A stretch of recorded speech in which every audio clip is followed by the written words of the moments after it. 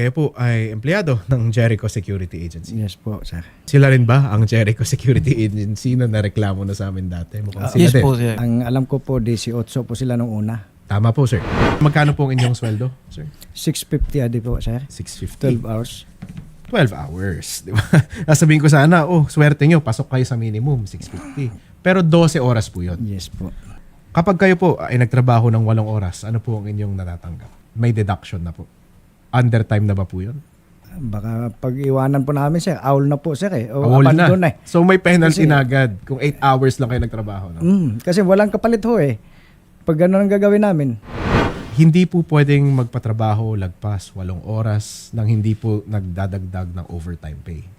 Yun po ang patakaran sa ating labor code pag kayo po ay pinapapasok ng 5 araw sa isang linggo. 40-hour work week po kasi tayo. Kailangan ang oras lagpas ng 8 hours ay bayad ng overtime. Kayo ba po ay ever nakatikim ng overtime pay? No, sir. Hindi. Maliit na pong problema yon. Kasi ang pagkakarinig ko, sir, 4 na buwan na kayong walang sweldo. Mali po, sir. Ano po yun, sir? Ang pagkakaalam ko po, sir, 3 buwan 2004, 5 buwan ang 2005. Binigay naman nila sa inyo yung 3 buwan. Wala pa, sir, hanggang ngayon, sir. Noong 2005, 5 buwan na walang sahod. Naiwan, opo. Wala rin pong binalik sa inyo. Walang binalik po sa amin yan. Tapos hanggang ngayon, wala 4 pa. na buwan naman. Wala din yun. 1 taon na kayo nagtatrabahong libre sa kanila. So maraming salamat sa donasyon nyo sa Jericho Security Agency. Kausapin muna natin ang inyong operations manager. Sir Miguel, magandang hapon po. Sir Miguel. Magandang hapon po, Atty. Magandang hapon. Yes. Meron pong mga security guard dito sa amin ngayon na nagrereklamo na 4 pong buwan ng atrasado ang kanilang sweldo. Opo. Actually, sir, karoon talaga kami ng problema po sa client. Pero sa part naman po ni agency, sir, comply naman kami sa mandatory rule na 3 months sa abonohan ni security agency po. So nakatanggap Pero naman po sila ng sweldo for 3 months.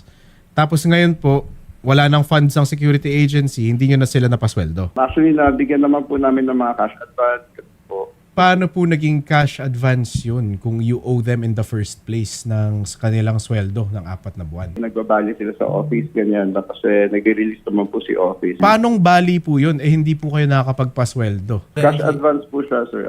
Actually, opo. Paano po yung sweldo po nila, sir, na hindi pa nabibigay? Actually, attorney, meron pong ongoing usapin with the client po tsaka si agency, between agency and client regarding po dito sa mga period na hindi na ibayaran ni client po. Bigyan natin sa sitwasyon ko, sir. Nagmamanage po ako ng isang law firm, di ba? At sa isang law firm, meron rin po kaming mga kliyente. Meron rin kaming empleyado. Makakolekta ko o hindi sa aking mga kliyente, labas po doon ng empleyado. Kasi hindi naman po sila partner ko eh. Hindi ko naman po tinayo itong security agency, kasama sila. Hindi naman sila nag-invest. Empleyado ko sila. Regardless kung gaano kaganda ang aking negosyo, obligado akong bigyan sila ng sweldo. What I'm saying is, sir, regardless po sa kolekta ng ating mga kliyente, you are still obligated to pay them yung wage po, sir. Paano po yun, sir? Kung 4 na buwan na po silang atrasado sa sweldo, Nagpapaluwal naman po kami, attorney. Towards the end lang, ito pong na po, na hindi na talaga kinaya ng agency. Itong 4 months na binabanggit po ng mga security po. sir, ano ang possibility na mabayaran sila dito sa 4 months po na to? Pwede po sila magpunta dito sa office para mag-discuss na si agency and si complainant po regarding settlement po. Sir, okay lang ba na sa dole natin sila papapuntahin para doon po mas patas siguro ang usapan? Kung pwede po sa agency and complainant, okay din siguro yun. Pero kung sa dollar, sir, wala naman pa rin magagawa. Yes, Kung yes, yun sir. po ang, Kaya nga po din napunta din po kami dito, sir, kasi gusto din po namin i-follow up. Tinitiis po talaga kami, sir. Tumatawag kami ng mga sa officers namin, like inspectors, hindi kami sinasagot. Ang ginawa na lang namin, nagkaisa, para makuha namin yung, which is may pondo pa kami, sir, since 2025 pa po, sir, na hindi talaga sinasahod, sir. Hindi talaga nila nilalabas. Yes po, sir. Ang naalala ko, last sahod ko, last 2024, January, 1 month lang, sir. And the rest, December. Kami ay pupunta ng dole. We'll see each other there para po mag-computan tayo. Dahil hindi lang po itong 4 months po ang natin ang claims po natin, sir. Meron rin po tayong claims from 2024 and 2025 na 3 months and 5 months salary each. May 23 pa po, sir. May 2023 pa. 2 months. Na 2 months. Yes po. So, medyo marami po, sir. At para malatag po ng maayos ang aming computation, ang aming hihingiin, mas okay po siguro sa DOLE po, di ba? Opo, opo. Sir, ano ba po ang maaari nating gawin? Maaari nating parusa or maaari nating penalty sa ganitong mga security agency? May possible violation po ang isang agency sa Section 238 doon sa Code of Conduct and Security Service Operators na hindi pagbabayad ng mga salaries ng guards, wages, and benefits. Yes. In accordance do sa rates and na fix ng batas natin, and Yes. particularly sa labor and wage laws. Yes, yes. And sir, to add sir, bukas naman po ang aming tanggapan. Pwede po silang mag-file ng notarized verified complaint, yung attachment nila, yung mga evidence nila laban doon sa Jericho Security Agency. Yun, And okay. sir, kung may existing na po sir na na cases sa NLRC, yung isang security agency, Mhm. kung hindi sila makapag-comply with the final and executory NLRC orders or decision, this will be a possible ground for immediate revocation of Yes. license to operate, sir.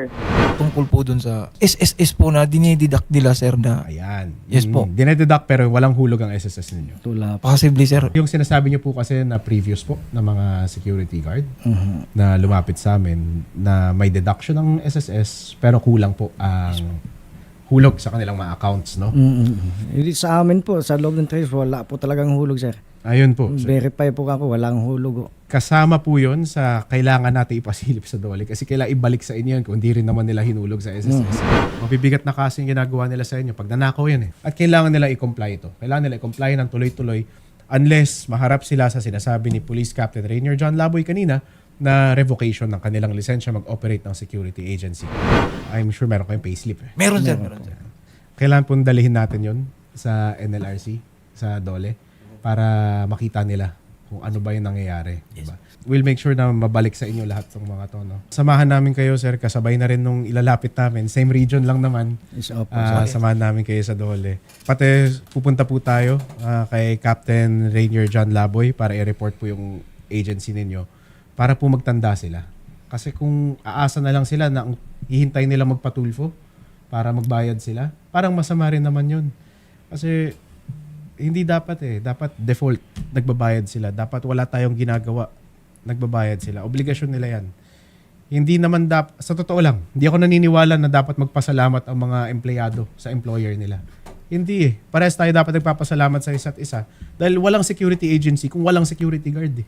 We've seen this happen a lot of times. Gagawin namin ulit. Tulad ng mga kasamahan nyo dati, papaneguradahin namin na mababayaran rin po kayo, sir.